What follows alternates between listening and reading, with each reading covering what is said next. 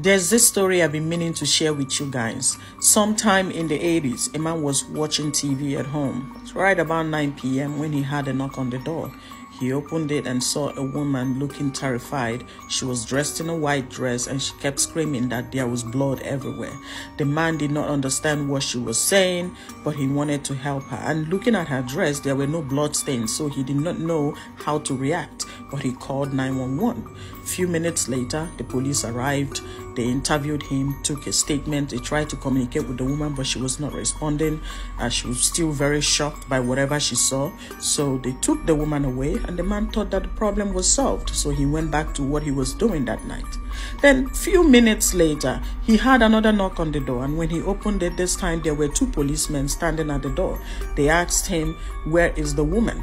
And he was like, "What woman?" He said, "Well, you called our station that there was a woman at your door. So how can we help?" So the man insisted that the police had already been to his house. After arguing back and forth for a while, the policemen decided to call the station to confirm if they already sent people to the man's house. The police station told them that no one had already been there, that they were the first people answering the call. To date, no one knows who that woman was or who took her or what she saw and why she thought there was blood everywhere. Crazy, right? So there's this story that appeared on the internet a couple of years ago that went viral in the dark, strange, and mysterious stories community. So this guy narrated that his neighbor, who's a YouTuber, has been doing all sorts of pranks, all sorts of stuff, trying to get popular. Sometimes he would cough out cinnamon. Sometimes he would, sit while a car rolls over him just to get views and, try to do all extreme stuff. And he, as the neighbor, was just irritated by the whole thing. He doesn't even understand why someone had to go through such length, right? So one day, the neighbor, the YouTuber, came to him and told him that he was traveling for a few weeks and if he could mind his packages, like if he get mails, he could hold it for him till he comes back.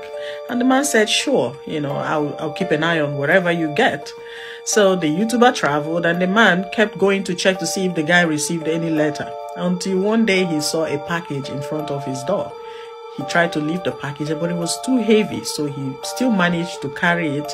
But he thought that since he's living upstairs, he couldn't take it all the way upstairs, so he started to put it in his garage. But then he had a bad garage, so he tried to open the garage a couple of times. He kicked it and all, and eventually it opened. But while that was happening, the box fell out of his hand and he heard a crack sound. So he was worried that perhaps he must have broken something in the box, but he decided to keep it anyway so that when his neighbor comes back, the neighbor can decide if, whether it was actually a big damage or not. He didn't want to open the box and check. So a few days later, he started smelling something bad from his garage. He didn't know what it was. He went to check. He thought it was an animal or roadkill that died in his garage. But then he noticed that the smell was coming from the box. So as he came closer, he noticed that there was soggy liquid under the box. He thought it was a meal delivery package, like a meat. Some people order meat online and maybe it has been there for a while and he started smelling. So he thought that was what it was. But then as he got closer to the box, he opened it. The box was so wet that he could poke his hand through. So when he opened the box, he peeped inside and there he was, his YouTuber neighbor in the box. So he went and called the police. The police came, inspected everything, took him to the station, interrogated him, trying to piece together what happened. So after they, discovered that the neighbor was not guilty, they showed him a tape that was in the box. So apparently the YouTuber was recording himself. He tried to mail himself across state lines. So he was recording every process until the box arrived in his yard. And when his neighbor was about to put him in a garage, remember the box fell and then he broke his neck. So here's a continuation of that story. So when the YouTuber who was in the box, when the box fell out of the man's hand and the man had a crack while struggling with the garage, what broke was the YouTuber's neck and that YouTuber died in the box. But the neighbor didn't know and he put it in his garage. So he's been there for a while and started smelling, and then he called the police and the police investigated and found nothing wrong. The neighbor didn't do anything wrong. But what the neighbor did not tell the police was that this man who was in the package actually made it alive to his house up until he dropped the box. So you see, this kind of story. Well, that's a terrible way to die. I don't know why people do all kinds of prank just for views and likes and followers and subscribers. I don't know. So this man you're looking at is from India. He's an alcoholic, and sometime in September of 2021, he went missing from home. His children panicked and they reported to the police. They searched all over the place for him and they couldn't find him. But finally, they got a call a few days later that they found him lying down somewhere. His children rushed him to the hospital to get treatment, and there they discovered that he had other health complications. So they wanted to keep him there longer to, treat him. They got a call that their father left the hospital and they don't know where he went to. So basically he was missing again, and they started searching all over for him. They didn't find him, but a few days later they were told that he was found dead in front of the hospital and they should come and confirm his body. His children went there, they looked at him, they checked him, they confirmed that he's the one and he's dead.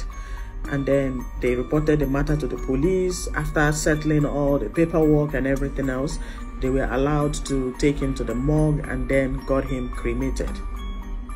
After the cremation, they buried his remains and everyone moved on. His family, carried on. 1 month later, this man walked right back home and told his family that he was just roaming around town. But now he's back. Everyone was shocked, confused, terrified. They wondered, where could he have been all this while? What happened to him and how come no one saw him roaming around? But here's a more important question. Who was the man they cremated that they swore looked like their father? Sometime in 2018, Frank went and stole a bag of maize from a farmer. Now, he did not expect what would happen next. He got home, tried to put the bag down, but it wouldn't come down. He tried everything humanly possible, but the bag was suspended on his neck. Then, an idea came to him. So Frank, with the bag of maize still on his neck, he went straight to the police station to report himself, and of course to see if they can help bring down the bag. The police laughed, looked at him, and decided to call the owner of the maize to come and do whatever she did that got the bag stuck on his neck. Stories spread quickly that the owner of the maize did the juju that caused the bag to stick on him. But of course, Frank was later freed, but he ended up in jail as a maize thief. Strange things happen every day in Africa.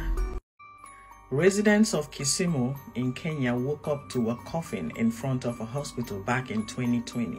There was panic all over the place. Who would do such a thing, drop a coffin in front of a hospital?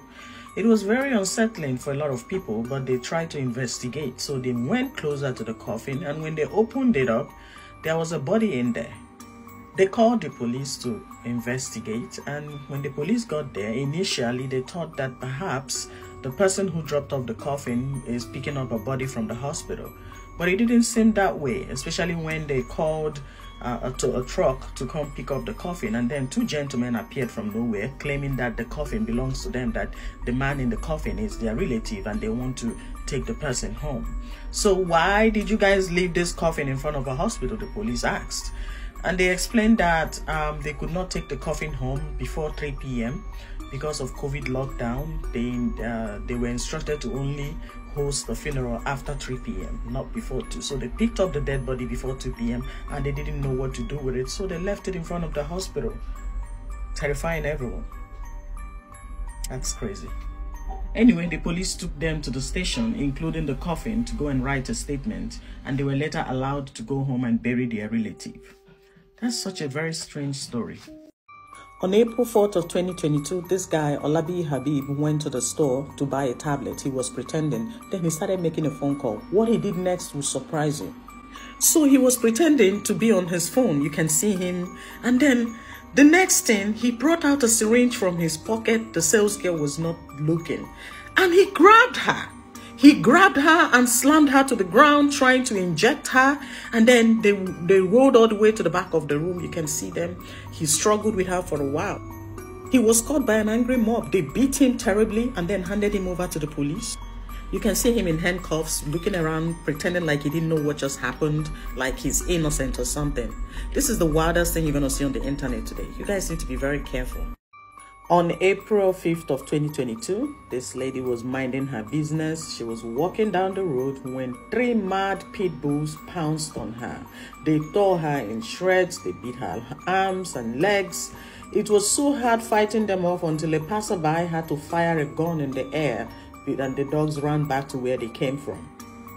This woman was savagely mauled by these dogs that they had to amputate her, and she was in coma. When she woke up, she was so pissed at the doctor. She was pissed at everything that had happened, and they had to sedate her just to calm her down.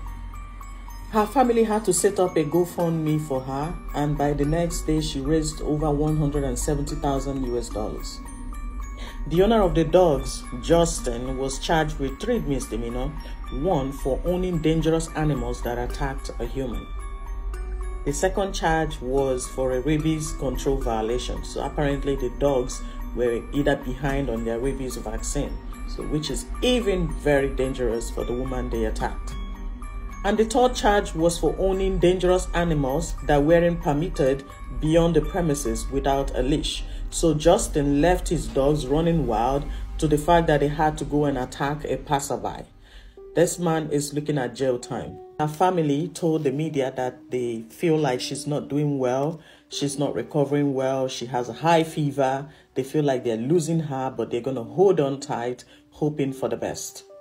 Meanwhile, the dogs were taken away by animal control in the city, pending when this case goes to trial and whatever the outcome is going to be. They might either be put down or they could, probably be trained or taken to another home. Most likely get put down because they are considered dangerous animals. This is a really sad story. This guy is trending in Nigeria right now because he was caught doing something bizarre by the Nigerian police. So his name is Ifeanyi Njoko. Ifeanyi went to his village and picked up a girl he wanted to date. They moved in together. Her name was Precious Okeke. Ifeanyi had other plans for their relationship. So he wanted to use her for money rituals, and according to the instruction he was given by the native doctor, he was told to kill her and then sleep with her body for 7 days. And that's exactly what he did.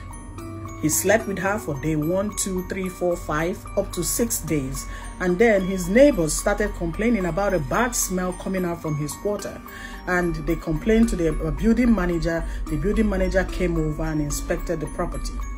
So when they got closer to his apartment, the smell became stronger. That was when they insisted on searching it, and there they found Precious lying dead on the floor. And of course, he tried to escape, but they contacted the police, and the police came and took him away.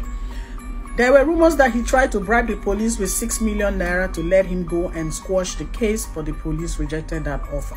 So right now, he's still in custody, pending investigation, and Precious' body was taken to the morgue. The police also arrested 2 other guys believed to be his accomplice in this crime, including the native doctor, of course. So that's all I know right now.